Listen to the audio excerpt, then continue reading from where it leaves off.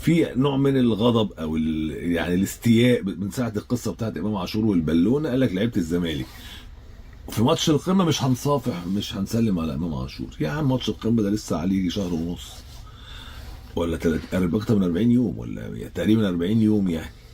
على ما يجي ماتش القمه هتكون ناس راحت وناس جت، واللي اتصالح واللي طلع واللي نزل. لكن طبعا ساعه المواقف الناس بتبقى سايره شويه، لكن الايام بتنسي يعني.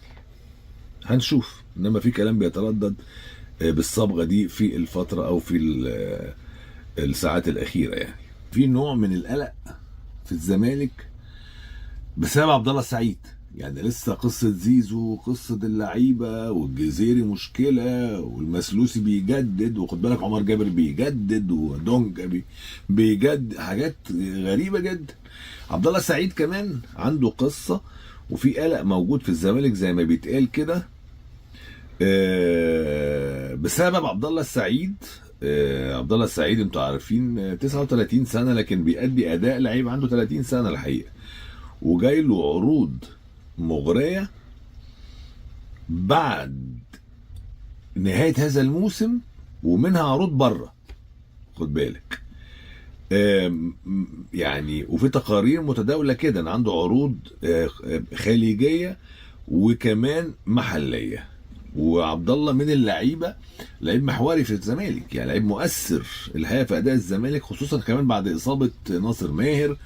هو اللي شايل الجانب الهجومي في نص ملعب الزمالك. الراجل بيلعب باتنين ميولهم الدفاعيه اكتر، طبعا دونجا 6 رسمي، قدامه شحاته شويه بيزيد، لكن اللي بيعمل الشكل الهجومي تحت الثلاثه الفراوده سواء زيزو او مصطفى شلبي وحسام اشرف او الجزيري او ناصر منسي في الفراوده، يعني هو عبد الله السعيد.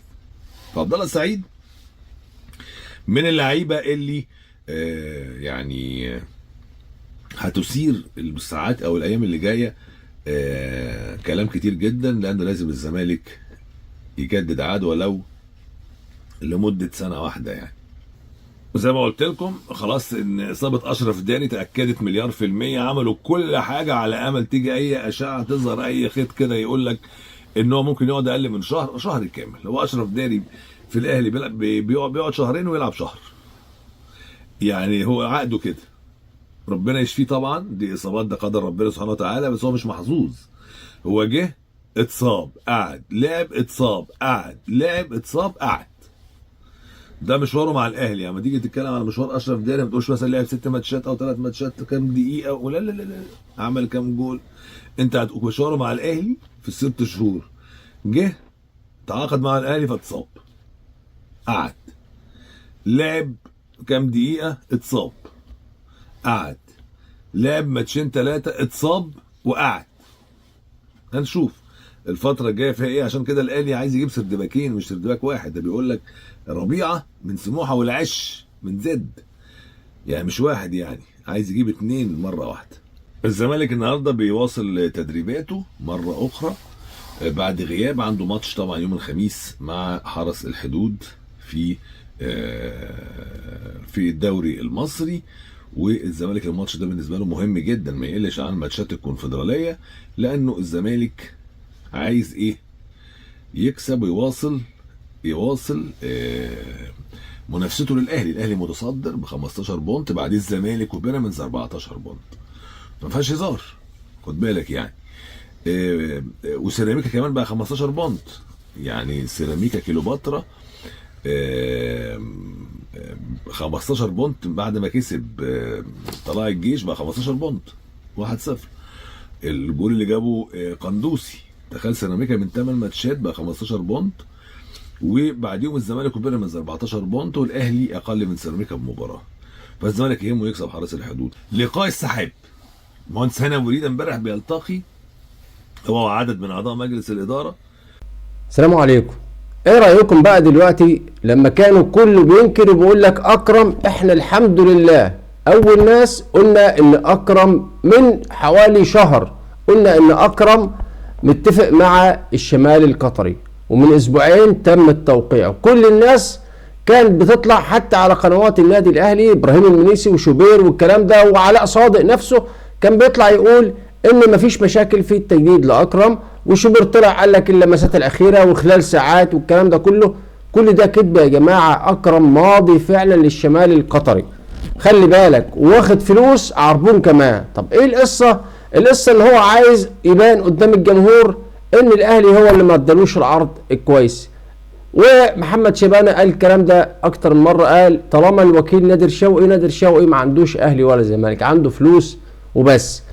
واللاعيبه يا جماعه المشكله ان انت مش واخد بالك ان اكرم توفيق زوجته الثانيه في قطر، زوجته الثانيه اللي هو ساب زوجته الاولانيه عشانها عايشه في قطر.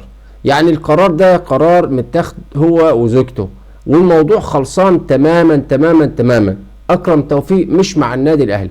شوفوا حتى ما بيتمش الاعتماد عليه بشكل مكثف في المباريات الماضيه او اخر مباراتين فاتوا لو تلاحظوا، لان خلاص اصل كده كده هيمشي، فانت لازم تكون بتجهز البديل من دلوقتي. وحتى لما عادل القيعي قال ان شاء الله اكرم يخف عشان نلحق ناخد منه ماتشين، الكلام واضح. انما الناس بتنكر ليه؟ خلاص الاهلي دلوقتي بيفرض ان هو لا قفل صفحه اكرم توفيق خالص، حتى لو باقي له شهور شهر ولا بتاع معاك، خلاص هو كده كده هيبقى مش معاك، فانت المفروض انك بتجهز البديل ليه من دلوقتي. لكن المهم لازم يكون في وضوح. المشكله ان في لعيبه بتقعد تلف وتدور وتقول اصل النادي ما ادانيش، اصل مش عارف انا هفكر، اصل انا مش عارف ايه، وهو اصلا ماضي. ده شغل اسلوب مرفوض تماما. انت حر، عايز تروح اي مكان روح، الاهلي ما بيوقفش على حد، لكن تكون واضح وصريح، ما تكونش بتلف وتدور.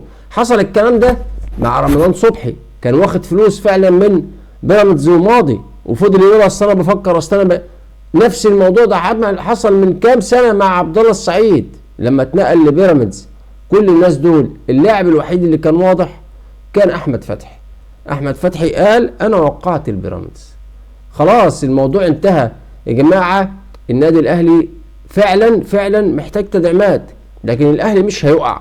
لاعيبه كتير اعتزلت، اساطير كره القدم في النادي الاهلي اعتزلت، لعيبه احترفت، سابت الاهلي، والاهلي ما وقعش ولا حاجه.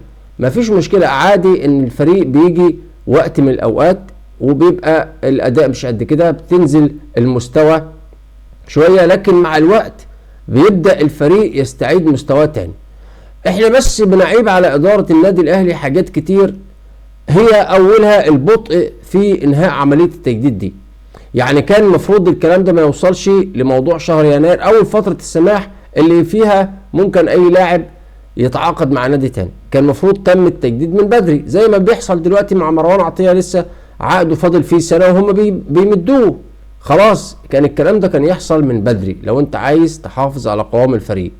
كمان البطء في عمل صفقات كبيره، مفيش رؤيه واضحه، مفيش كلام واضح عن صفقات، مفيش رؤيه واضحه عن لعيبه بنخلص فيها، وبعدين حتى مفيش اتفاق كامل بين مارسيل كولر واداره النادي الاهلي على لعيبه بعينها. ده عايز يفرض كلمته، ده عايز يفرض كلمته. احنا كاهلاويه بندور على مستقبل الفريق، احنا فريق بطولات، عايزين نجيب بطولات، مش فريق زي الزمالك دلوقتي خلاص مفيش مشكله، يعتبر بيقدم ماتشين كويس، 3 كويس، الجماهير بتفرح وخلاص. لا، احنا النادي الاهلي فريق بطولات، ما بنفرحش بمباراه ولا مباراتين ولا 3، احنا عايزين البطولات، والبطولات ما بتجيش الا بفريق قوي، سكواد قوي، بدائل في كل المراكز، دكه احتياط قويه، قرارات جريئه، ناس عندها روح وحماس وانتماء للعب للنادي الاهلي. غير كده بره النادي تماما.